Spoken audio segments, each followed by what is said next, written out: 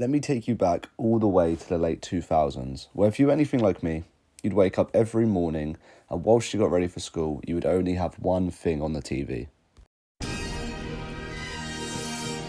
Star Wars: The Clone Wars. And also, if you're anything like me, you'd still be watching it all the time.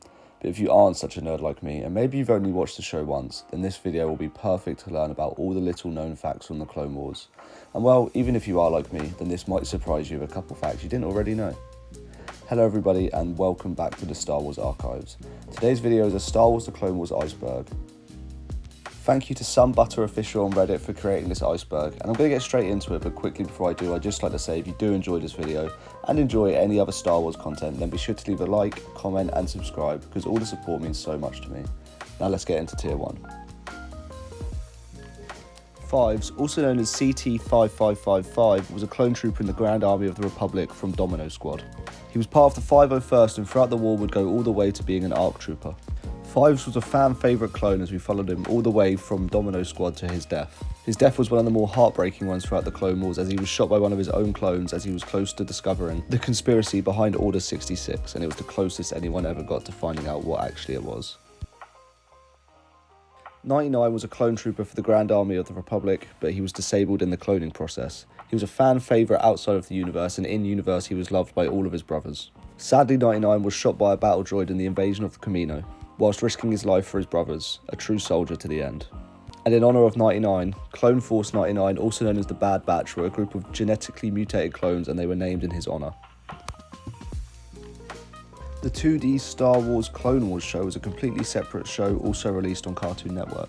It was released between 2003 and 2005, which also happened to be in between the releases of Attack of the Clones and Revenge of the Sith, and it was intended to serve as a bridge between the two films. It's regarded as one of the best 2D shows released, and despite it no longer being canon, it definitely left an impact upon fans, with fan favourite characters, and a lot of the themes, battles and characters introduced were later moved into canon.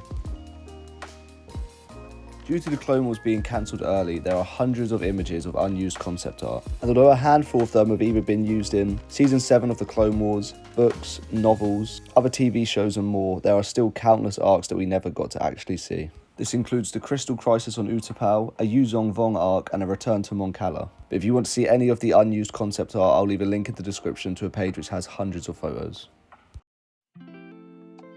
The phrase "a kid's show" is a phrase that Star Wars fans use to describe Star Wars: The Clone Wars, but usually ironically. This is due to most adults just assuming it's a kid's show purely because it's animated. And although there are a few childish arcs, mostly in the first couple seasons involving Jar Jar, there are countless arcs and scenes that purely just aren't suitable for children to be watching. Most notably the Umbara arc, the Zygerian slave trader arc, and the finale of the show, Victory and Death. The entirety of the Clone Wars show is absolutely riddled with Easter eggs the whole way through. Whether that's references to the older movies, outside media, nods to the future, different musical cues and even more. Some of my favourites are the following. The similarity between Luke standing in front of the First Order compared to Anakin standing in front of the droid army.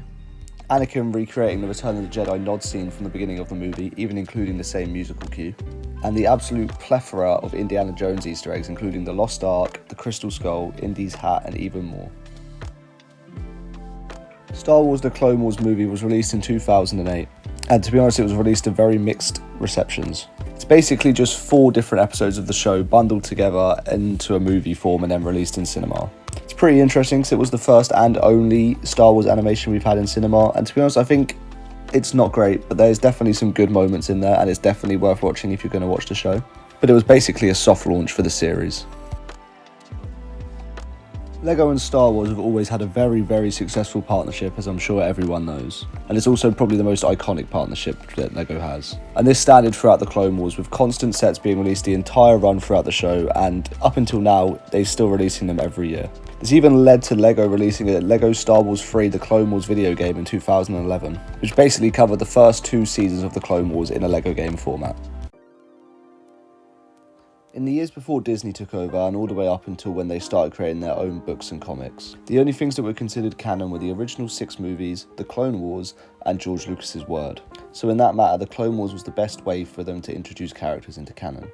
These include Asajj Ventress, who was previously only in the 2003 Clone Wars series, which is Expanded Universe, as well as Dathomir, Quinlan Vos was only previously a background extra, but they made him canon and a Jedi in the Clone Wars. And most notably Darth Bane, who had his own book series in Legends.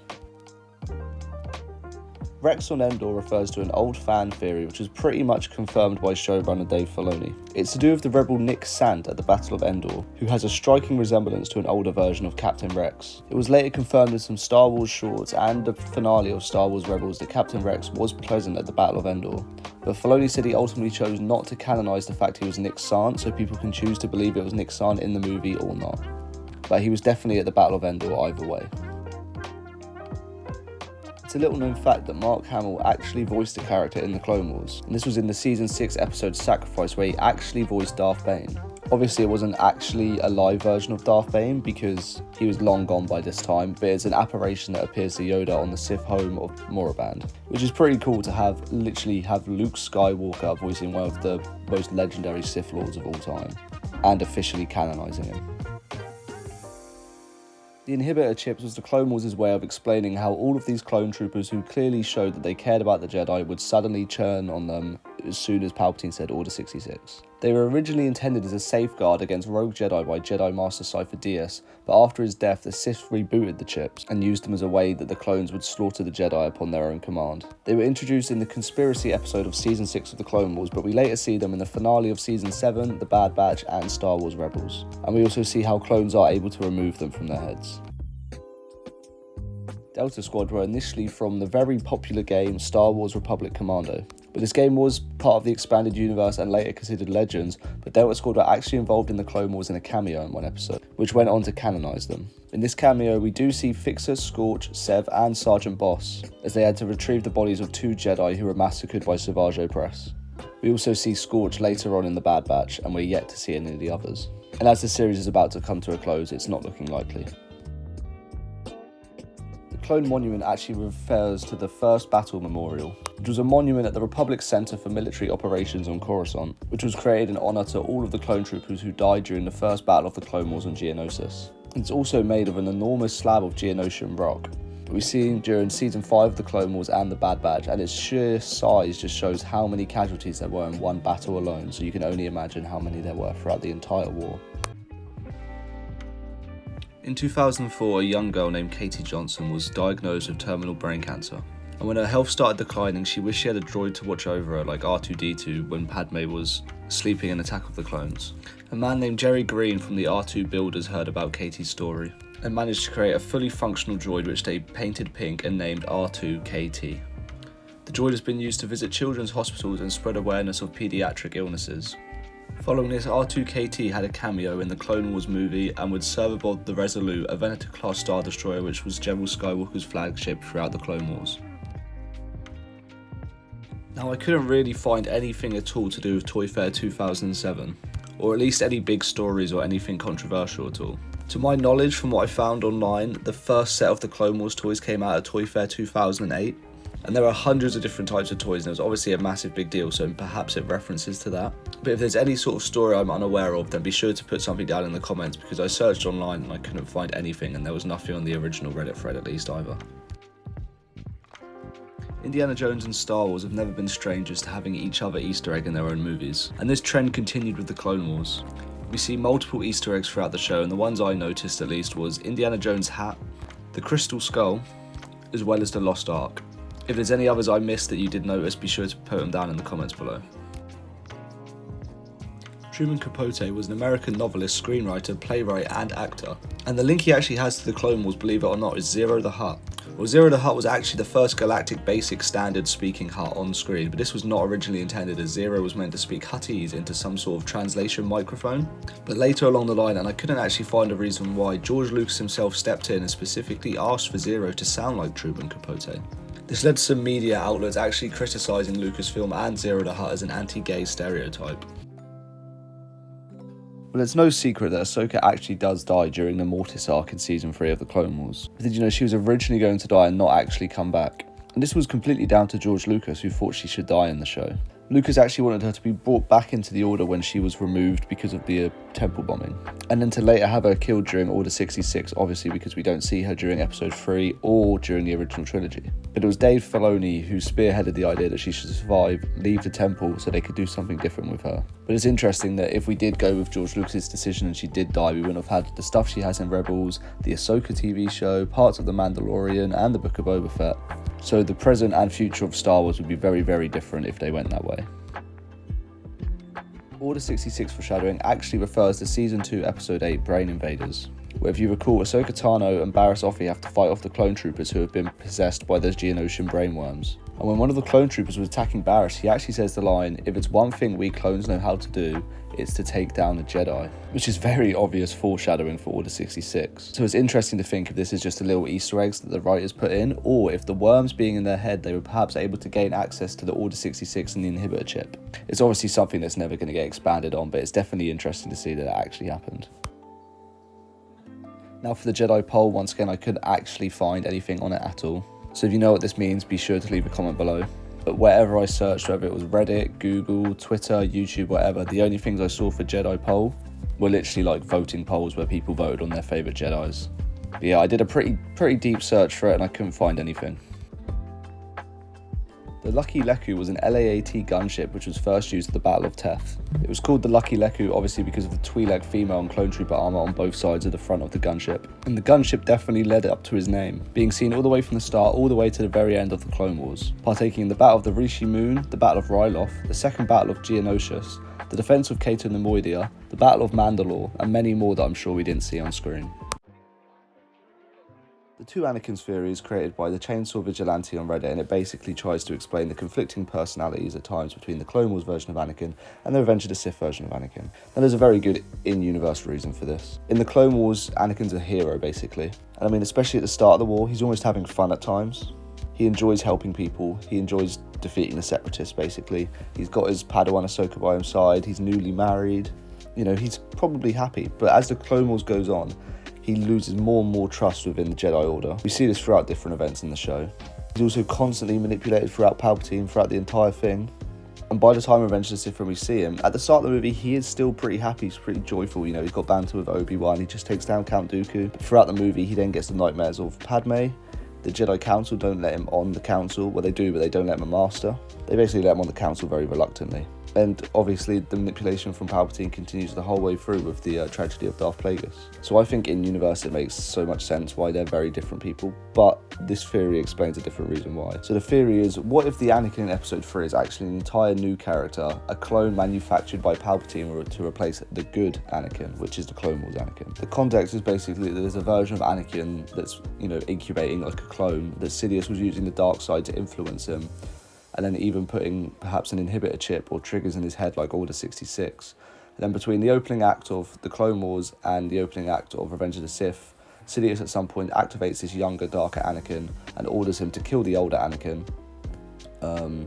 Dark Anakin obviously kills the good Anakin, which is why the personality changes. And then yeah, we obviously see the dark side Anakin that goes on to kill Dooku, you know, take down all the Jedi, kill the younglings, betray Mace, betray Obi-Wan, turn into Vader. Now, it's a really unrealistic theory and it's never ever going to be true. It's interesting just to see where some Star Wars fans' theories go, because even if theories are very out there and ridiculous like this, I'm always for fans just creating theories because they're fun to read. Sometimes they come true, but I think in this case it's just very clearly someone doesn't really like the movie version of Anakin and they really like the Clone Wars version of Anakin, and they're trying to figure out some kind of reason to why they're a bit different. The Zillo Beast was an enormous reptilian species native to the planet Malastare. The Dugs, the other species native to Malastare, thought the creature was extinct long before 21 BBY during the Clone Wars. However, the last specimen of the species was awakened by the Galactic Republic during the Battle of Malastare. Palpatine decided to bring the beast back to Coruscant so they could use his indestructible scales to help the Galactic Army of the Republic during the Clone Wars. However, the beast escaped and rampaged through the entirety of Coruscant, or Coruscant's capital district, should I say. And in the end, he was killed by the Jedi and the Republic. And that was pretty much all we saw of the Zillo Beast until last year in Season 2 of The Bad Batch, where we've seen that Dr. Hemlock has been able to successfully clone multiple beasts and they've been transferred to Mount Tantis. And there was also actually one more appearance of a Zillo Beast in the comics in the Age of Resistance Kylo Ren, where it lived in wild space and was worshipped by a warrior species called the Benafi. but the beast was later killed by Kylo Ren. The potential racism refers to a species introduced in the Clone Wars in Season 4 and 5, and these were the Ming Po. Now I'm basically going to paraphrase from an article from the Globe. They say the Ming Po are an alien race from Star Wars The Clone Wars. They're not only offensive as they're named in a clear attempt to sound Asian, but they're dressed in the traditional Chinese formal clothing and have their hair models designed to emulate traditional Japanese hairstyles. The faces of the Ming Po are also designed in such a way that suggests Yellow Peril era stereotypes. They have wide-set squinting eyes and long goatees reminiscent of a propaganda distributed to advocate for the Chinese Exclusion Act. Their culture and demeanour is also portrayed as meek and submissive, two well-known East Asian stereotypes. Their planet is designed after Chinese architecture with Japanese elements incorporating forests of cherry bloom blossoms in the trees. Now, I mean, this does all make sense. I'm not going to comment on it too much, but Star Wars has had some issues in the past with different races. Most notably, in my memory, the accent from the Nemoidians in Episode 1, The Phantom Menace. But if you are interested in any of that stuff, I'll leave a link to the article in my description. So when it comes down to lost media for the Clone Wars, you could go on and on about all the different arcs that we missed out on due to the series being cancelled. But I did go over them mostly in a previous tier, so I'm not actually going to do that here. But I do have a couple parts of lost media that I've found. First of all, there is the well-known 1313 game, which was part of the Star Wars The Clone Wars multimedia project which Lucasfilm had, but was cancelled after Disney took over. Hence the game being cancelled, but from what people can see from the gameplay released, it looked like a game where you play as a young Boba Fett set during the Clone Wars or just after the Clone Wars, and you basically go around as a bounty hunter in the Coruscant underworld, and it was pretty much close to completion before Disney cancelled it. And the other piece of lost media is a little bit obscure, but apparently before Landing at Point Lane premiered, there was about a 30-second long trailer for that specific episode with a rock music in the background being the song Will Be Okay by Bayside. Now, by the looks of it, there's absolutely no footage or anything of it online, but people definitely have seen it, and it definitely existed at one point. But from what the people who saw it said, it was a really cool sort of trailer, but I don't think we'll see anything about it ever again, as obviously it's lost media now. Now, throughout the Clone Wars, there are actually countless different occasions where the Jedi actually commit plenty of war crimes. And when I say the Jedi, most of the time I'm usually talking about Anakin or even Obi-Wan. But it is important to note that there are no such thing as war crimes in Star Wars. There is no Geneva Convention like we have in real life. So these war crimes are based on things that would be, you know, they'd be war crimes if it happened in real life, but in Star Wars it doesn't exist. But different examples of this is Jedi torturing prisoners like they did to Cad Bane and Poggle the Lesser. When in the Siege of Mandalore, they illegally invade, despite there being a treaty that says they weren't allowed to. In the Onderon arc, they trained terrorists, being Saw Gerrera, and this was in a separatist world, meaning the Republic had no political standing and they weren't allowed to help. Finally, the countless times they surrender, which is Obi-Wan in the movie, Anakin in the Battle above Ryloth, and Anakin in the Clone Wars finale on Cato Nemoidia. For the final section of this iceberg, we have the Republic propaganda theory, which is actually a really interesting theory, which I don't think is true at all, but it could very easily be true, and I do like the idea of it. And it's between the two differences between the Clone Wars shows. It's that the later 2008 show is actually Republic propaganda, and the earlier Clone Wars show that came out in 2003 is a more telling reality of what actually happened in the Clone Wars. We start off with the intro, where in the older version of the Clone Wars, all we hear is just different sounds like blaster shots and clones talking, etc. Whereas in the newer version, you have a very much heroic narrator talking about the Jedi and the clone army fighting against the very evil separatists. Next up is the clone troopers. Whereas in the older version of the Clone Wars, they very much act like machines, you know, almost emotionless, only following orders, kind of like how we see them in Episode 2 in the movies. Whereas in the newer version, they're, you know, talkative, friendly, patriotic, everyone's, you know, got their own personalities, you know, like Rex and Cody. It just makes them more relatable for the viewer or the listener. There's a few others, again, like they talk about the difference between Anakin's personality. They talk about how Grievous is very much a coward in the newer version, but in the older version, he's pretty much the Terminator. And they also say how in the Battle of Coruscant, in the newer version of the Clone Wars, you don't even see it. Like, you don't even see the space battle, you just see Anakin and Obi-Wan rush off to go protect the Chancellor, and then we see the Siege of Mandalore instead. Whereas in the older version, we see, you know, droid armies just destroying the massive city, the kidnapping of Palpatine, Grievous killing Jedi and everything. So this theory definitely has some credibility, and it does make sense, like I said. I don't think in any way it's true, I don't think in any way they thought about this when they were making the series. I think they just wanted to make it more enjoyable with this longer series and longer episodes and do some character building, whereas the old show was all about just showing the type of conflicts and the actual war that happened in between the two episodes. But I'll leave the link for this theory in the description once again because I really like it. I think it's very interesting. So yeah, that is every different section on this iceberg done with. I tried not to go on for far too long, and like I said, there were a couple things that I wasn't too sure on, so if you do know anything about what I didn't know, or if you feel like I said something wrong and you have any corrections, be free to leave a comment below, and I try to reply to every single comment. By the time this video is released, I think I'll be about to hit 100 subscribers, maybe even hit it by then, and I mean, I've been uploading for like 3 weeks now, and to hit 100 subscribers already, and over on my TikTok I'm at like 300 followers. I mean, then it's not huge numbers, we all know that, but to even have anyone watching my videos and commenting and liking and subscribing, it means the world to me. But yeah, if you do enjoy anything Star Wars, like I said, we've got the Bad Batch still releasing, almost done. We've got the Acolyte coming out soon. We've got Outlaws at the end of the year, and I try to post lore every single day. So if you enjoy any of that, be sure to leave a like, comment, and subscribe. And until next time, may the Force be with you always.